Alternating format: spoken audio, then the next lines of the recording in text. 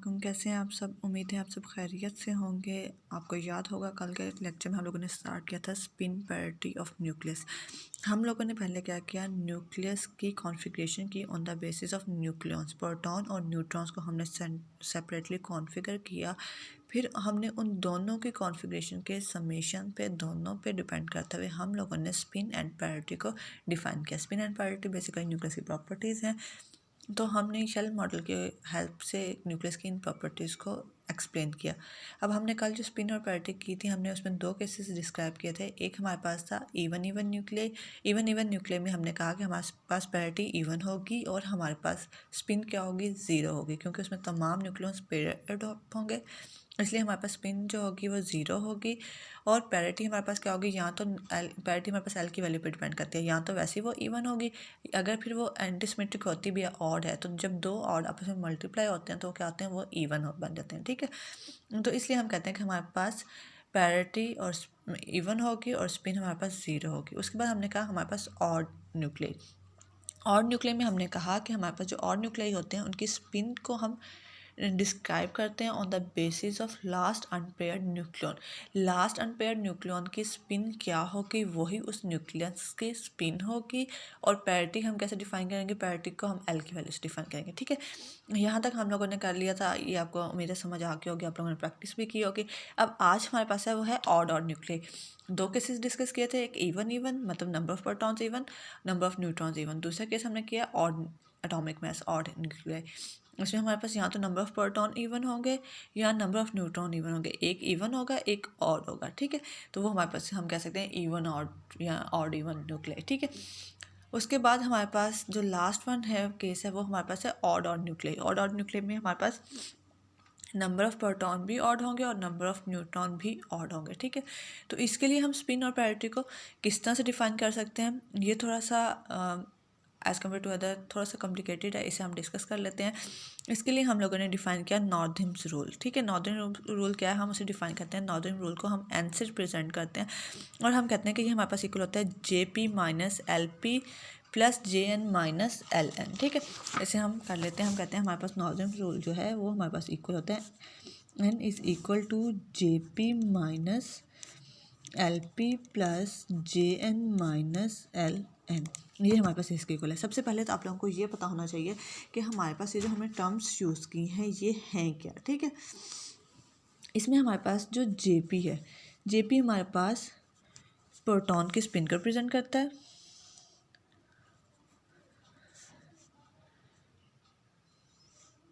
Spin off proton, ठीक है, मतलब कि जो लास्ट अनपेयर प्रोटॉन होगा वो किस उसमें ऑक्यूपाई कर रहे हैं, वो 3/2 में है, 1/2 में है, 5/2 में है, 7/2 में है। तो JP उस चीज़ को रिप्रेजेंट कर रहा है, प्रोटॉन की स्पिन को। ठीक है, और हमारे पास LP क्या है, LP हमारे पास ऑर्बिटल को मोमेंटम को शो करता है। और लास्ट प्रोटॉन कौन से ऑर्बिट में है, S में है, P में है, D में है, F में है, उस पर। ठीक है, तो ये हम कहते हैं ऑर्बिटल मोमेंटम फॉर प्रोटॉन। ठीक है, इसी तरह से हमारे पास JN है। JN हमारे किसको रिप्रेजेंट कर रहा है, जो लास्ट अनपेयर्ड न्यूट्रॉन जिस शेल में ऑक्यूपाई कर रहा है उसकी स्पिन क्या है, 1/2 है, 3/2 है, 7/2 है, 5/2 है, 11/2 जो भी है, जहाँ पे लास्ट अनपेयर्ड न्यूट्रॉन है। ठीक है, और इसी तरह से LN जो लास्ट अनपेयर्ड न्यूट्रॉन है वो कौन से शेल में है, वो S में है, P में है, D में है, F में, क्योंकि उसके अकॉर्डिंग हम वैल्यूज़ डिस्क्राइब करते हैं। S के लिए L की वैल्यू डिफरेंट होती है, P के लिए L की वैल्यू डिफरेंट होती है। इसी तरह से हम, तो ये चीज़ हमें पता होनी चाहिए। ठीक है, तो अब N की वैल्यू पे हम डिफ़ाइन करते हैं कि अगर हमारे पास दो केसेस होंगे, इसके रिज़ल्ट में जब हम ये इस फार्मूले में वैल्यू पुट करेंगे तो दो केसेस आएंगे। यहाँ तो N हमारे पास इवन आएगा, या फिर N हमारे पास क्या आएगा, ऑड आएगा। ठीक है, अगर तो N हमारे पास इवन आएगा तो हम J की वैल्यू कैलकुलेट करेंगे, JN माइनस JP, मतलब न्यूट्रॉन, लास्ट न्यूट्रॉन जिस शेल में ऑक्यूपाई कर रहा होगा उसकी स्पिन माइनस लास्ट प्रोटॉन जिस शेल में ऑक्यूपाई कर रहा होगा उसकी स्पिन। ठीक है, और इसका हमने मॉडल लिया कि अगर वैल्यू हमारे पास प्लस में ही आएगी। ठीक है, और हमारे पास अगर N की वैल्यू ऑड आती है तो उसके लिए हम क्या करते हैं, उसके लिए हमारे पास J की वैल्यू आएगी JN प्लस जे पी, ठीक है। उसके लिए हम ये फार्मूला यूज़ करेंगे। और बाकी रही बात पैरिटी की, तो पैरिटी हमारे पास इक्वल होगी -1 LP क्रॉस -1 LN, मतलब हम -1 LP प्लस LN करेंगे, ठीक है। उससे फिर हम बताएंगे कि LP की जो वैल्यू होगी और LN की जो वैल्यू होगी उसको हम प्लस करेंगे, और फिर अगर वो हमारे पास एक इवन वैल्यू होगी तो हमारे पास ये इवन हो जाएगा, अगर ऑड वैल्यू होगी तो वो ऑड होगी। और इसी तरह से हम इसके लिए भी यही वाला फार्मूला यूज़ करेंगे पैरिटी के लिए। पैरिटी के लिए हम दोनों के लिए सेम करेंगे, जस्ट हम स्पिन के लिए डिफरेंट करेंगे। -1 LP प्लस NN, ठीक है। तो ये हमारे पास ऑड और न्यूक्लियर के लिए आ गई। अब हम एग्जांपल ले लेते हैं। सबसे पहले हम ले लेते हैं फास्फोरस को। फास्फोरस हमारे पास होता है 30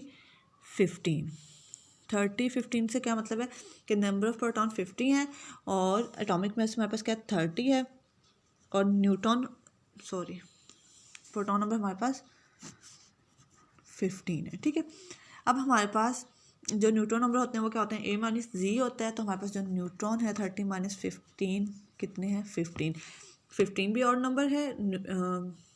15 दोनों हमारे पास 15 के इक्वल है, तो दोनों हमारे पास क्या है ऑड नंबर है। Z भी ऑड और N भी ऑड, ठीक है। अब हम क्या करते हैं, अब हम सबसे पहले इनको क्या करेंगे, इनकी कॉन्फ़िगरेशन करेंगे। हम देखेंगे कौन सी शेल में ऑक्यूपाई करते हैं। जो लास्ट अनपेयर्ड है तो हम पहले प्रोटॉन उनके लिए कर लेते हैं।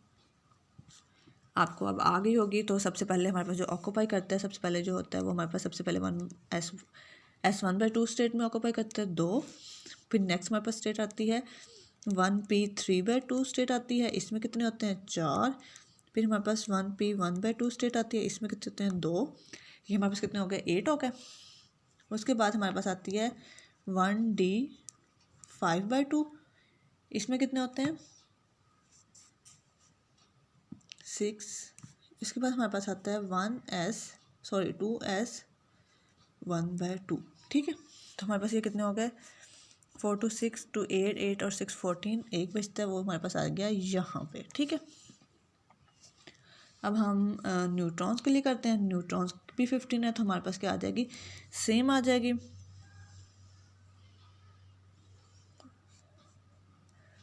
1s 1/2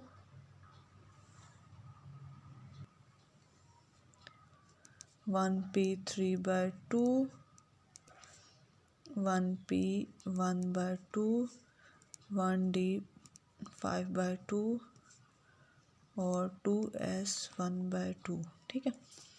ये हमारे पास इनके लिए आ गए, ठीक है। अब हमने क्या करना है, हमने इनकी स्पिन और पैरिटी कैलकुलेट करनी है, ठीक है। दोनों के जो अनपेयर्ड हैं वो हमारे पास S स्टेट में, और दोनों की स्पिन क्या है 1/2। तो सबसे पहले तो हम N फाइंड आउट करेंगे कि वो हमारे पास इवन नंबर है या फिर वो हमारे पास ऑड नंबर है। तो N is equal to JP - LP plus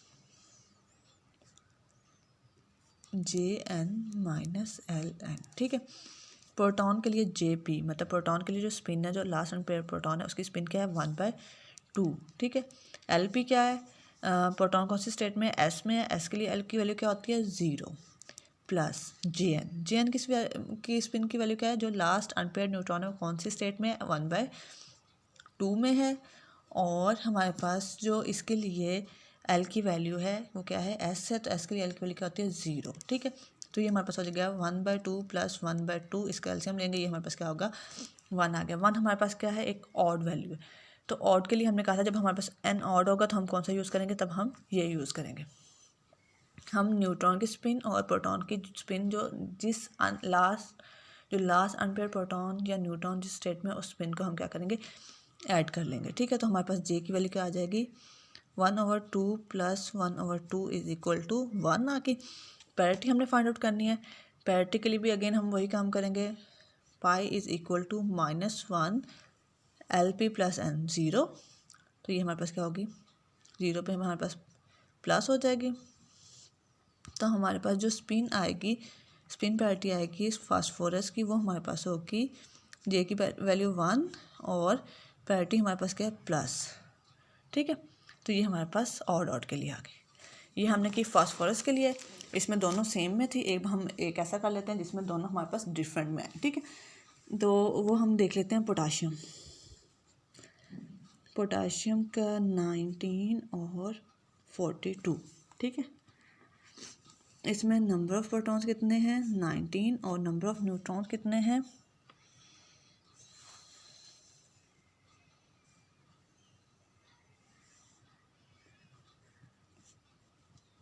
23, ठीक है। अब हम देख लेते हैं, सबसे पहले हम क्या करेंगे, इसकी कॉन्फ़िगरेशन करेंगे। प्रोटॉन्स के लिए कर लेते हैं 1s1/2, 1p3/2, 1p1/2, 1d5/2, 2s1/2, ठीक है, और 1d3/2, ठीक है। ये हमारे पास आ गए। अब हमने क्या किया, 2 इसमें आ गए, 4 इसमें आ गए, 2 इसमें आ गए, 6 इसमें आ गए, 2 इसमें आ गए, और 3 4 3 इसमें आ गए, ठीक है। अब हम काउंट करते हैं हमारे पास कितने हुए। 4 + 2 6, 6 + 2 8, 8 + 6 14, 14 और 2 16 और 3 19, ठीक है। ये हमारे पास प्रोटॉन की कॉन्फ़िगरेशन होगी। अब हमें न्यूट्रॉन के लिए चाहिए, न्यूट्रॉन की कितनी है। अब हम न्यूट्रॉन देखते हैं, न्यूट्रॉन हमारे पास कितने 23 हैं। अगेन हम न्यूट्रॉन के लिए करेंगे तो ये हमारे पास यहाँ तक तो इतने ही आएंगे। 1s 1/2, 1p 3/2, 1p 1/2, 1d 5/2, 2s 1/2, 1d 3/2। यहाँ तक हमारे पास कितने हो गए 20 हो गए। और नेक्स्ट हमें 20 से फर्दर 3 चाहिए, तो नेक्स्ट हमारे पास क्या होता है SPDF। तो हमारे पास क्या होगा 1f 7/2, और इसमें कितने आएंगे, इसमें आएंगे 3, ठीक है। ये हमारे पास हो गया, ठीक है। अब हम लोगों ने क्या करना है, अब हमने n कैलकुलेट करना है।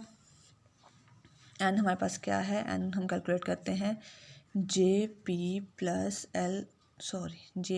Minus LP plus JN minus LN, ठीक है। हम इससे कैलकुलेट करते हैं। अब हम देखते हैं कि हमारे पास जो लास्ट अनपेयर प्रोटॉन है वो किस स्टेट में है। वो हमारे पास है 3/2 में, 3/2 आ गया यहाँ पे। और लास्ट अनपेयर प्रोटॉन जो है वो किस स्टेट में है, वो D में है। किस सबशेल में है, वो D में है। D के लिए L की वैल्यू हमारे पास क्या होती है 0 1 और 2, ठीक है, plus JN last unpaired neutron किस उसमें है, ये 7/2 में है। और हमारे पास कौन सी स्टेट है F है, और ये किसकी इक्वल होता है 3, ठीक है। ये हमारे पास आ गया 3/2 प्लस 7/2 -2 -3। ये इस कैल्शियम ले लेंगे, ये हमारे पास आ जाएगा 10/2, और ये हमारे पास क्या हो जाएगा -5, ठीक है। इसका हम दोबारा एलसीएम लेंगे तो ये हमारे पास क्या हो जाएगा 0 हो जाएगा। n हमारे पास 0 है, तो इसका हम कहते हैं कि हमारे पास अगेन एक इवन नंबर है। 0 को हम इवन में कंसीडर करते हैं। तो हमारे पास हम इसको किस फार्मूले से कैलकुलेट करेंगे, इसको हम again JN minus JP, JN minus JP, जे हमारे पास आ जाएगा JN माइनस JP। JN हमारे पास किसके इक्वल है 7/2, और JP हमारे पास किसके इक्वल है 3/2। तो ये हमारे पास आ जाएगा 2 और 4, 2 आ गई। स्पिन हमारे पास 2 आ गई। अब हमने पैरिटी कैलकुलेट करनी है। पैरिटी हमारे पास इक्वल होती है -1 LP प्लस LN।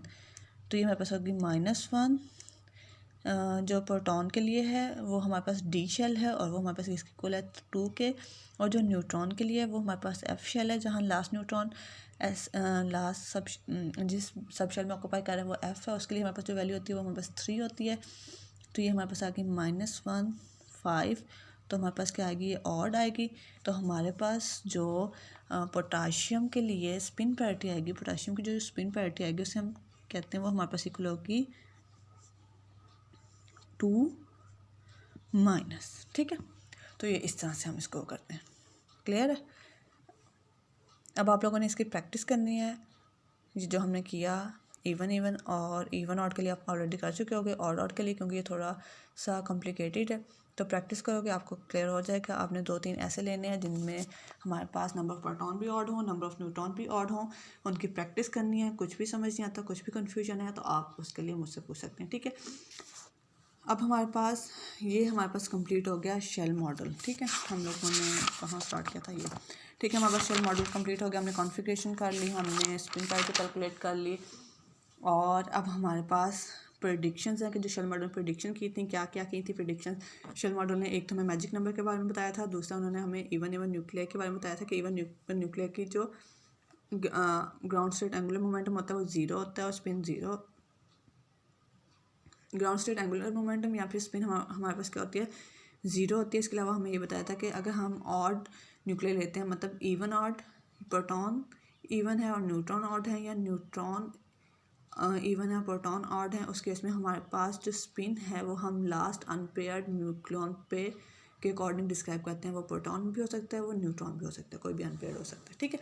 अब इसके बाद जो अचीवमेंट्स हैं वो हमें शेल मॉडल ने एक तो इवन ऑड और ऑड ऑड इनकी ग्राउंड स्पिन के बारे में बताया था, और पैरिटीज़ के बारे में बताया था। हमारे पास जो ऑड न्यूक्लियाई है ना, मतलब कि जैसे कि हमारे पास इवन ऑड आते हैं, प्रोटॉन इवन न्यूट्रॉन ऑड, या न्यूट्रॉन इवन प्रोटॉन। कुछ हमारे पास जब हम जैसे जैसे फर्दर मूव करते हैं तो कुछ ऐसे एटॉमिक मैसेज आते हैं जिनके लिए हमारे पास जो शेल मॉडल है वो पैरिटी कुछ स्पिन कुछ और प्रिस्क्राइब करता है, लेकिन जो ऑब्जर्व होती है वो कुछ और होती है। तो एक्सपेरिमेंटल और ऑब्जर्व में थोड़ा सा डिफरेंस आ जाता है। तो हम कहते हैं कि कुछ के लिए हमारे पास जो है शेल मॉडल उस सही से डिस्क्राइब नहीं कर सकता, कुछ के लिए फेल हो जाता है, ठीक है।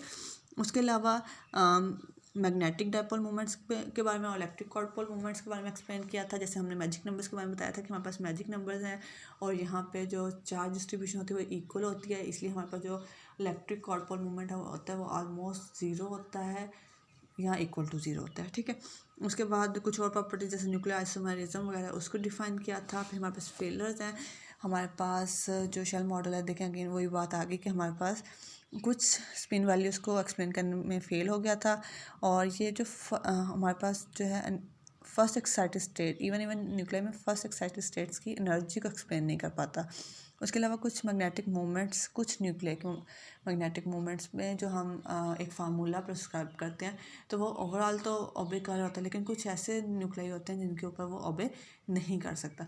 तो ये कुछ इसके लूप होल्स थे, कुछ फेलर्स थे जो नहीं एक्सप्लेन कर पा रहा था। तो उसके लिए हमने फ़र्दर कौन सा मॉडल लिया, उसके लिए हमने फ़र्दर कलेक्टिव मॉडल लिया। कलेक्टिव मॉडल को हम इंशाल्लाह नेक्स्ट लेक्चर में डिस्कस करेंगे।